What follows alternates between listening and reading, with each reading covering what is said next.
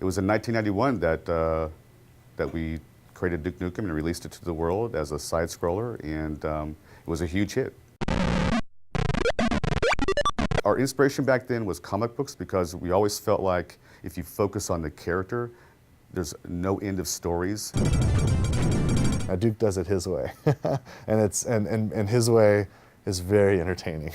It's a wild thing.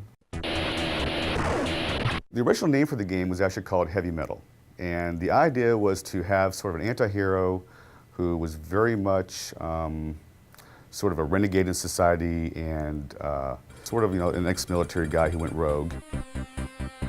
When the original Duke got started, it was myself, Alan Blum, and another programmer, Todd Repogel. Todd Repogel and I went to school together. We grew up together in Santa Cruz. He started making side-scrollers and stuff, and while I was going to school at UCSC studying computer science, we were working on Duke Nukem 1 together. There's a guy I'd like to, anytime I have an opportunity, I like to call him out. His name's Alan Blum. And Alan, he created Duke. He and Todd Repogel, back in 1991, 92, created the original 2D side-scrollers of Duke Nukem. And, great fun games. And he's the one guy that from the very first moment of Duke existing, all the way through till today, has been involved in the Duke projects. It's very childish, so it doesn't take itself seriously, It's, instead of trying to fit a formula or trying to do certain things, it just does stuff you want to do.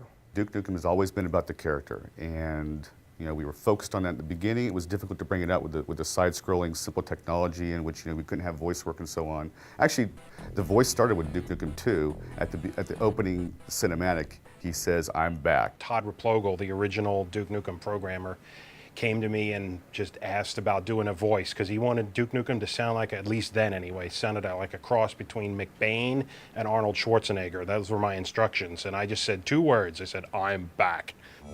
I'm back.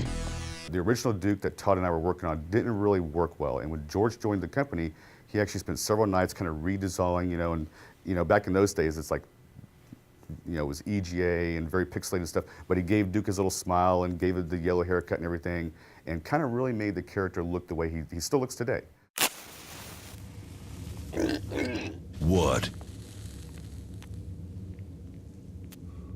Did you think I was gone forever? Too long. We've waited too long, frankly. And I don't know if there's anything that could live up to the idea of 15 years of development, but this is absolutely a worthy successor and a worthy sequel to the game. I think that this is what fans have wanted to come out, and it's finally come out. I can't be more excited.